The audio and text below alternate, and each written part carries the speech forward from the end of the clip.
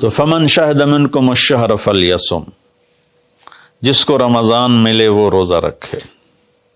تو روزہ تو انشاءاللہ رکھیں گے، لیکن میں تھوڑی سی ایک گزارش کروں گا کہ جسم کی صحت کے لیے اپنی غذا پہ کنٹرول کریں۔ شاید کوئی یہ نہ بتائے، میں رمضان کے آداب میں یہ بات بتا رہا ہوں، سحری اتنی دبا کے نہ کھائیں کہ عصر تک اسی کے ڈکار آتے رہیں، کھٹے ڈکار آتے رہیں، اور افطاری اتنی دبا کے نہ کریں کہ پھر تراویح کے وقت پڑھاؤ کہ ہن میں کیویں پڑھاؤں، اٹھیا ہی نہیں جاندا، مجھ بن کے ڈٹھا پہ ہوندا۔ تو سحری کھائیں اتنی کہ بس عام معمول کا پیٹ بھر جائے، کچھ حصہ خالی ہو، اور آپ کو دوپہر سے بھوک لگنی شروع ہو جائے۔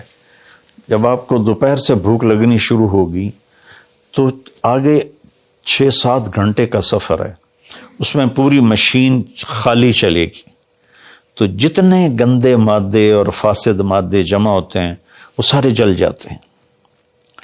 اچھا، رمضان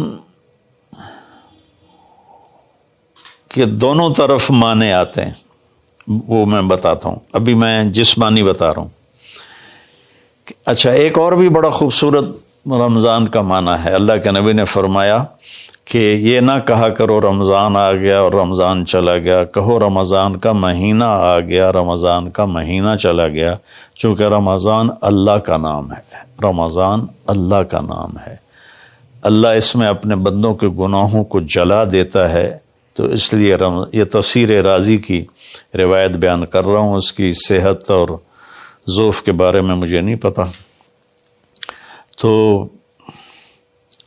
رمضان کہتے ہیں جلا دینا، جلا دینا یا جل جانا۔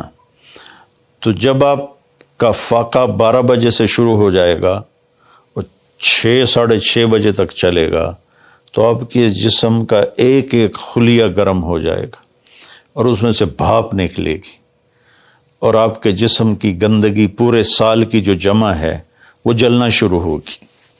پھر آپ افطاری جب کریں تو سنبھل کے کریں، ٹھنڈا برف سے بھرا ہوا پانی اور روح افزا اور جام شیریں اور دودھ سوڈا، اور اس میں برف کے اتنے بڑے بڑے ڈلے ڈال کے جب آپ پیتے ہیں تو سارے دن کے روزے کا جسمانی فائدہ فوت ہو جاتا ہے، ختم ہو جاتا ہے۔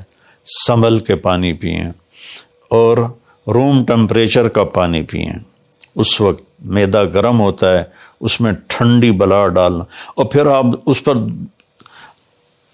دوسرا ظلم یہ کرتے ہیں کہ اتنا ٹھنڈا پینے کے ساتھ گرم گرم سموسے کھاتے ہیں، گرم گرم پکوڑے کھاتے ہیں، اور کئی ماشاءاللہ ساتھ وہ پیس کو بھی ملاتے ہیں، کوئی چانپیں ملاتے ہیں، کوئی پیس ملاتے ہیں۔ یہ افطاری ہوتی ہے اور پھر کھانا اس کے بعد ہوتا ہے۔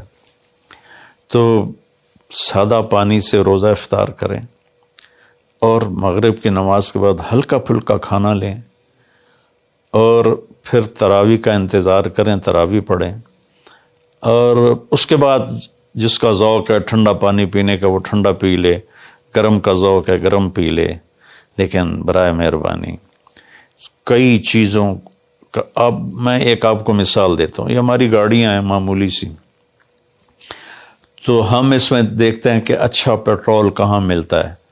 جس پیٹرول پمپ کا پتہ چلے کہ پیٹرول اچھا نہیں، ہم سزوکی والا بھی آگے چلا جاتا ہے کہ ویکھو چنگا پیٹرول کتھوں لبدا ہے، اور جن کے پاس مہنگی گاڑیاں وہ ہائی آکٹین ڈلواتے ہیں، جو پیٹرول کی سب سے اچھی قسم ہوتی ہے۔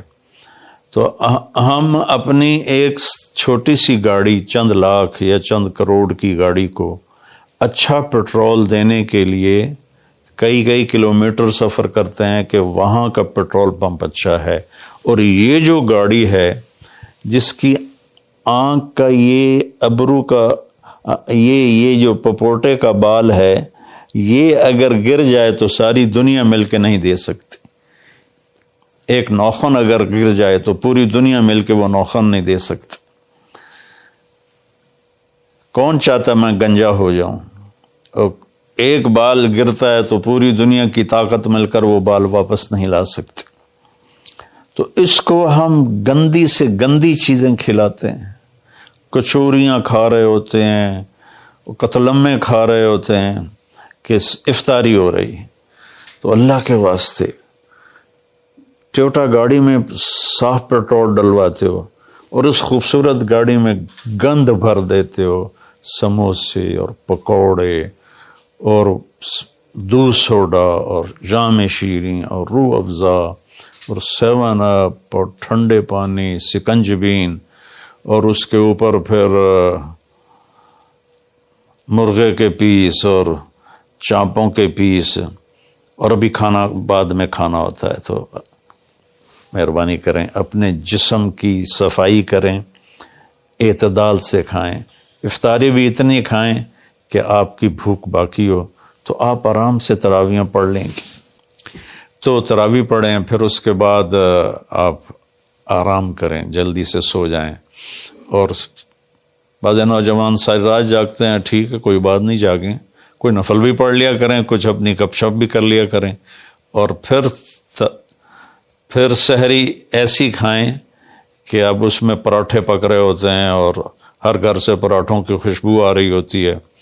تو پھر پراٹھوں کا بوجھ اپنے اوپر نہ ڈالیں، سادہ روٹی کھا لیں، سادہ سالن کھا لیں. تو پورے مہینے میں آپ کے پوری باڈی کی اوور آلنگ ہو جائے گی. یہ تو جسمانی فائدہ ہو گیا.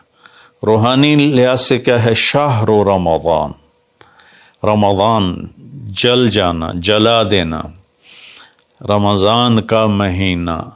اس لیے اللہ کے نبی نے کہا، یہ کہا کرو ماہ رمضان آیا اور ماہ رمضان گیا، کیونکہ اللہ آنے جانے سے پاک ہے.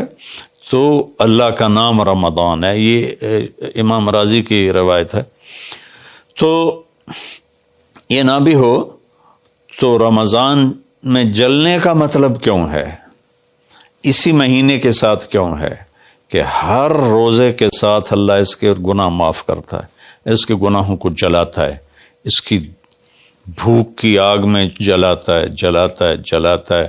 آخری روزے اللہ تعالیٰ کیا کرتے ہیں کہ اس کے سارے گناہوں کو جلا کے راکھ کر دیتے ہیں اور اپنی رحمت. اچھا، رمضان کا مطلب بارش بھی ہے. جو سبحان، عربی بھی عجیب زبان ہے. رمضان کا مطلب بارش بھی ہے. رمضان کا مطلب اگر رمضا مصدر ہو، رمضا، تو یہ بارش کا مطلب ہے. رمضا ہو تو یہ جلانے کا مطلب ہے. سبحان اللہ، کہ رمضان ایسا مہینہ ہے کہ اس میں ایسی رحمت کی بارش ہوتی ہے، سارے گناہ دھل جاتے ہیں. رمضان ایسا مہینہ ہے کہ اس میں ایسی اللہ کی رحمت متوجہ ہوتی ہے کہ سارے گناہ جل کے راکھ ہو جاتے ہیں، ہوا میں اڑا دیے جاتے ہیں راکھ کی طرح. تو یہ تب ہوگا جب ہمارا پورا جسم روزہ رکھے، ہماری آنکھیں روزہ رکھیں، ہمارے کان روزہ رکھیں، ہماری زبان روزہ رکھے، ہمارے ہاتھ روزہ رکھیں، ہمارے پاؤں، ہمارا دل، دماغ روزہ رکھے. تو پھر یہ روزہ، یہ رمضان بنے گا اور ہمارے گناہوں کو جلا دے گا یا دھو دے گا. اور اس میں خاص طور پر اللہ کے نبی نے فرمایا کہ شراب پینے والا توبہ کر لے، چونکہ شرابی کی بخشش نہیں ہوتی رمضان میں. ایک ہوتا ہے دلیر ہو کے پینا، کوئی نہیں، کچھ نہیں ہوندا، اللہ بڑا غفور و رحیم ہے، یہ تو سارے پکڑے جائیں گے. ایک آدمی میرے پاس آیا، وہ کہنے لگا جی مجھے شراب کی عادت ہے، چھٹتی نہیں، کئی دفعہ چھوڑی ہے، پھر نہیں چھوٹتی. اور پھر جو وہ دھاڑے مار کے رویا، اتنا رویا کہ میں بھی غمگین ہو گیا اس کے رونے کو دیکھ کر. اس کا معاملہ اور ہے. تو اس پر اللہ کی رحمت نازل ہو جائے گی، چونکہ جو توبہ کرتا رہتا ہے پھر اس سے ٹوٹ جاتی ہے. وہ دن میں 70 دفعہ بھی توڑے گا اور توبہ کرے گا تو اللہ کے ساتھ دوستی باقی رہے گی. تو ایک شرابی ہے تو اللہ کے واسطے چھوڑ دے. ماں باپ کو دکھ، عق الوالدین، ماں باپ کی نافرمانی نہیں فرمایا، ماں باپ کو پرزے کر دینا. نافرمانی تھوڑی بہت ہر بچے سے ہو جاتی ہے، لیکن ایسی نافرمانی کہ ماں باپ کا دل ٹکڑے ٹکڑے ہو جائے، اس کو کہتے ہیں عقوق الوالدین، عاق الوالدیہ. جو ماں باپ کے دل کو ٹکڑے ٹکڑے کر دے اس کی بھی بخشش نہیں ہوتی۔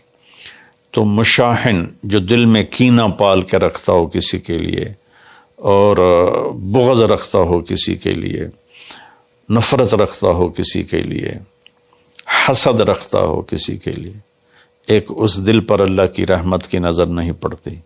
اور ایک قاطع الرحم جو رشتہ داروں سے لڑتا ہو، رشتہ داروں سے ماتھا جو مارتا ہو، کبھی سینگ پھنسائے ہیں، کبھی اس کے ساتھ کبھی اس کے ساتھ، خونی رشتوں میں جو غلط سلوک اختیار کرتا ہے، ایک اس کی خاص طور پہ بخشش نہیں ہوتی۔ تو باقی اللہ کا دریائے رحمت ہے، جو بھی توبہ کرے گا، مشرک بھی توبہ کرے گا معاف، سود خور توبہ کرے گا معاف، چور توبہ کرے، ڈاکو توبہ کرے، زانی توبہ کرے، قاتل توبہ کرے، شرابی توبہ کرے، ماں باپ کا نافرمان توبہ کرے، اور رشتہ داروں سے لڑنے والا توبہ کرے، نفرت رکھنے والا توبہ کرے، اور سود پہ کام کرنے والا توبہ کرے، سود کھانے والا توبہ کرے، سب معاف ہو جائے گا، سب معاف ہو جائے گا۔ اور اللہ سے مانگیں کہ اللہ تعالیٰ اس میں ہماری جسمانی صحت بھی بحال کر دے اور روحانی صحت بھی بحال کر دے، اور ہمارے گناہوں کو معاف کر دے۔ السلام علیکم ورحمۃ اللہ وبرکاتہ۔